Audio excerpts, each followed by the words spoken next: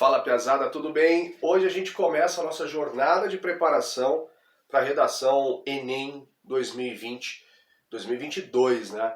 A gente está praticamente há 4 meses da prova, é pouco tempo, na verdade, enfim, a gente está aí já às vésperas da prova, mas ainda dá tempo de correr atrás do prejuízo, de ajustar algumas coisas aqui e ali na nossa redação.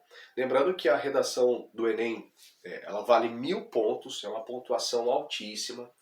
Eu não preciso dizer aqui, né, que a nota da redação ela é essencial na definição, na aprovação, né, de um curso mais concorrido, menos concorrido, mais ou menos concorrido, não importa. A nota da redação ela tem uma importância tremenda, né, na conquista da sua vaga na universidade por meio do Enem. Tudo bem?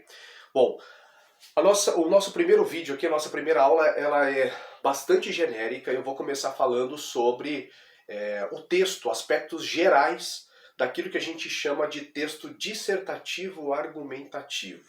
Beleza? Quando a gente coloca esse conceito, o que a gente espera encontrar num texto dissertativo argumentativo? Olha o exemplo, piazada, comparativo aqui. Quando você pega uma bula, você mais ou menos já sabe o que vai encontrar dentro desse texto. Que conteúdo existe lá, mais ou menos a estrutura, a distribuição do conteúdo dentro da bula de remédio, beleza?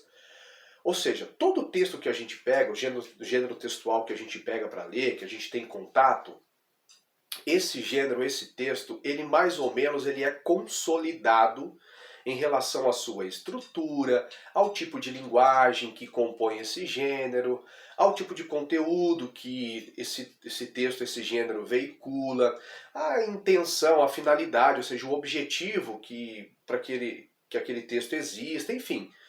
A mesma coisa é com o texto dissertativo argumentativo, beleza? Então, quando o Enem coloca lá na cartilha do participante as expectativas que a banca espera, né, encontrar no texto que vai ser corrigido, a gente vai falar desses aspectos aqui. Ou seja, a gente, como leitor, a gente espera que o texto dissertativo argumentativo contenha alguns elementos. Que elementos são esses, professor? Olha só. Então vamos dissecar aqui, né, esse conceito. Texto dissertativo argumentativo. Eu vou começar de trás para frente, beleza? Por que ele é chamado de argumentativo?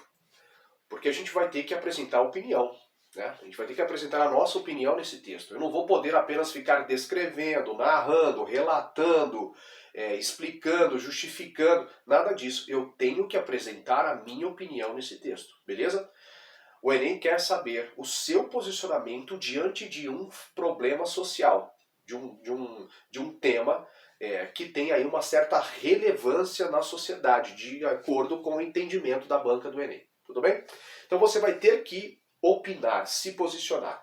E claro, se a gente está falando de argumentação, de posicionamento, de opinião, a gente está falando de tese, beleza, gente?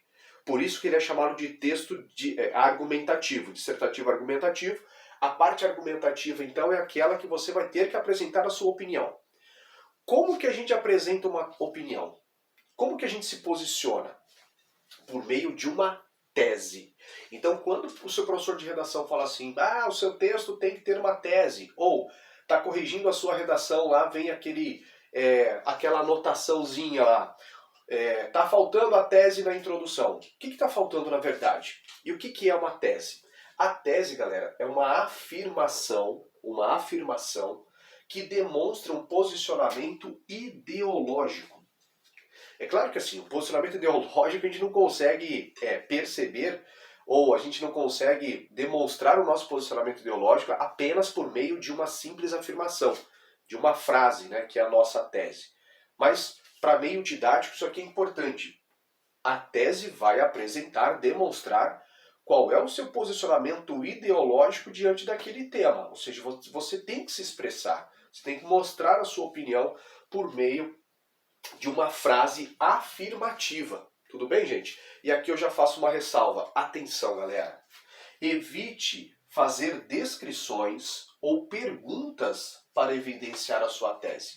A gente tem alguns exemplos de texto dissertativo argumentativo em que ali na introdução o aluno ele entende que ele pode colocar o seu posicionamento por meio de uma pergunta retórica. Na verdade, quando ele faz a pergunta retórica, o posicionamento dele está implícito, né? Ou seja, está implícito na pergunta. Quem que vai responder? Eu vou responder depois e colocar a minha tese depois no texto, né? Gente, no Enem, a minha orientação é que você não faça isso. E em nenhum texto dissertativo argumentativo.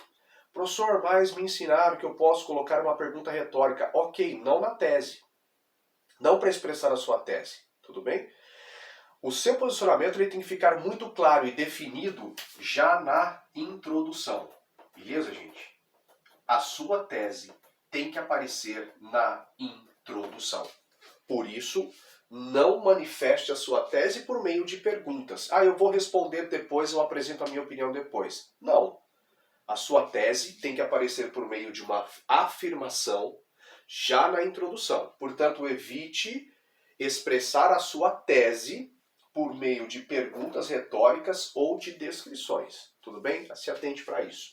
Bom, continuando aqui, a gente vai ter então a tese. O que é essa tese, professor? É a sua opinião sobre o tema da redação que você vai encontrar no caderno de questões, né, no dia da prova. Beleza? A tese vai manifestar a sua opinião sobre o tema. Bom, esse texto ele é dissertativo argumentativo. Se ele é dissertativo, a sua opinião ela vai ter de ser aprofundada, ela vai ter de ser sistematizada, discutida, explicada, justificada. Meu Deus, professor, tudo isso? Senão você escreveria um artigo de opinião. Beleza, galera? Qual é a diferença do artigo de opinião para o texto dissertativo argumentativo? No artigo de opinião, não necessariamente eu tenho que justificar a minha opinião. Eu tenho que apresentar uma estratégia argumentativa, argumentos para sustentar a minha opinião. Não necessariamente. É claro que quando a gente escreve artigo de opinião, a gente sempre apresenta argumentos, porque isso consolida ainda mais, né, a nossa opinião. Fortalece ainda mais a nossa opinião. Mas não necessariamente que eu devo construir um argumento da maneira como o texto dissertativo argumentativo exige. Tudo bem? Então vamos lá. Essa nossa opinião, que é manifestada por meio da tese, ela vai ter de ser fundamentada por meio de argumentos. O que são os argumentos, professor? E qual a função deles, né, nesse texto? Os argumentos sustentam a sua tese. O que é sustentar uma tese? É validá-la como reflexão acadêmica aceitável. O que é reflexão acadêmica, professor? Reflexão acadêmica significa que não é uma reflexão de almoço de domingo, não é uma reflexão de boteco, não é uma reflexão da roda de amigos, não é uma reflexão que você faz ao final do culto da igreja, nada disso. Ali, nessas conversas informais, você não tem a necessidade de explicar de um modo sistematizado o seu argumento. Aqui sim, aqui você tem que explicar, justificar e demonstrar essa argumentação de uma maneira bastante sólida para que isso valide, de fato, a sua opinião, a sua tese. Por isso esse caráter acadêmico, ou seja, não pode ser feito de qualquer jeito. E também não é qualquer argumento que vai validar a sua tese, tudo bem? Esse argumento não pode ser algo que não tem validação acadêmica. Tudo bem, gente? O que tem validação acadêmica, professor? A gente já vai falar um pouquinho sobre isso aqui na frente, quando eu apontar para vocês os argumentos aqui. Bom, vamos falar sobre isso agora já então. O que são os argumentos? A minha opinião é uma coisa, o meu argumento é outra? Sim. A sua opinião é aquela afirmação que você faz sobre o tema. Agora, como que você vai mostrar para o leitor que aquela sua opinião ela é válida? Como que você vai mostrar para o leitor que aquela sua opinião ela é aceitável? E como que você vai mostrar para o leitor que essa opinião ela tem capacidade de convencê-lo por meio dos argumentos. Então os argumentos, eles são importantes porque dependendo daquilo que você seleciona como argumento, ele vai fortalecer a sua opinião ou vai enfraquecê-la. Beleza? Então, por isso que na competência 3 do Enem, a avaliação é sobre a seleção e a organização dos argumentos. Tudo bem? O que são argumentos, professor? Argumentos acadêmicos, né? O que a gente pode entender como argumentos acadêmicos? Citações teóricas. Por isso, valorize muito a sua aula de sociologia, de filosofia, de história, de geografia, de biologia, de física, de qualquer área do conhecimento, pesada. Porque qualquer área do conhecimento pode trazer um tipo de conhecimento que seja importante para você sustentar a sua tese, a sua opinião. Tudo bem? Tem que ser necessariamente das ciências humanas? Claro que não. Claro que não. Exemplos históricos, dados estatísticos, comparações históricas, comparações de épocas. Né? A gente faz muito isso. Comparar uma década com outra, um século com outro, comparar a primeira metade de um século com a segunda metade daquele mesmo século, fazer comparações geográficas, né? Países da América Latina com Europa, enfim. Comparações, regiões do Brasil, região sul, nordeste, norte, região sudeste, enfim. Essas comparações elas são válidas para você desenvolver essa argumentação, tudo bem? E exemplos concretos, atenção para essa palavrinha aqui, gente. Exemplos concretos, o que significa exemplos concretos, professor? Exemplos do cotidiano, da vida do dia a dia. Agora, esses exemplos, galera, eles têm de ser comprováveis. O que é um exemplo comprovável? Não pode ser o exemplo do meu vizinho, daquilo que eu vi acontecer ontem na esquina da minha casa. Eu não posso comprovar isso. Qual é o exemplo comprovável? É aquele exemplo que acontece no dia a dia e que de algum modo ele passa a ser conhecido de modo amplo. Por exemplo, a gente teve nos últimos 15 ou 20 dias, né, o caso do assédio moral e sexual dentro da Caixa Econômica Federal, que teve a queda do presidente da Caixa. A gente teve agora a prisão do médico anestesista que foi acusado, né, de estupro de vulnerável. Esses são fatos do cotidiano, fatos concretos, ou seja, exemplos concretos comprováveis. Cara, a mídia noticiou isso de maneira assim sistematizada, beleza? Então são exemplos concretos do cotidiano, porque isso acontecia no dia a dia do trabalho de pessoas, né, de mulheres, no caso do primeiro exemplo, e acontecia também no dia a dia de um hospital, de uma situação cotidiana que é mulheres grávidas ganhando lá os seus bebês, né, numa mesa, no parto, numa mesa de cirurgia. Tudo bem? Isso são exemplos concretos do cotidiano comprováveis. Tudo bem, gente? Aqui então a gente finaliza a parte dos argumentos. Bom, vamos para o dissertativo então. Essa primeira parte a gente viu o seguinte: por que o texto dissertativo argumentativo, por que ele é chamado de argumentativo? Primeiro, porque ele tem que ter uma tese. Essa tese mostra a minha opinião. E eu tenho de sustentar essa minha opinião, essa minha tese, por meio de argumentos. O que esses argumentos fazem? Eles validam a minha opinião como uma opinião aceitável, uma reflexão aceitável do ponto de vista acadêmico. Beleza? A gente não está falando aqui de senso comum. A gente está falando de uma reflexão que tem fundamentação acadêmica. Agora, por que ele é chamado de dissertativo, galera?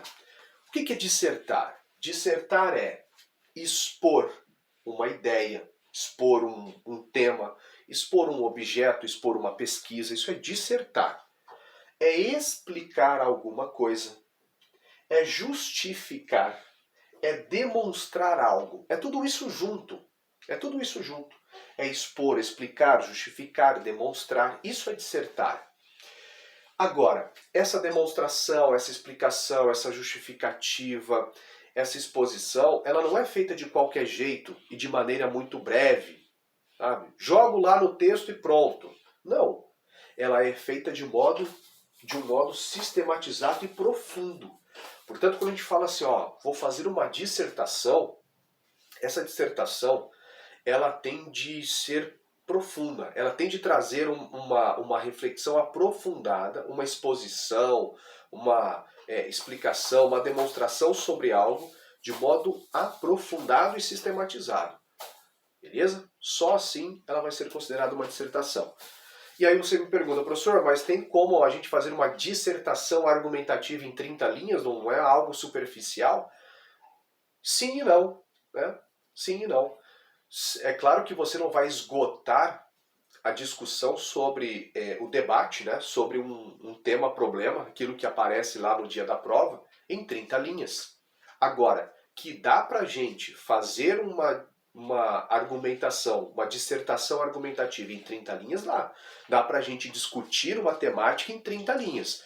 Nesse limite de linhas, dá pra gente organizar um pensamento, organizar uma ideia, né, de modo que a gente apresente a nossa opinião e, ao mesmo tempo, apresente uma sustentação dessa opinião. Ok.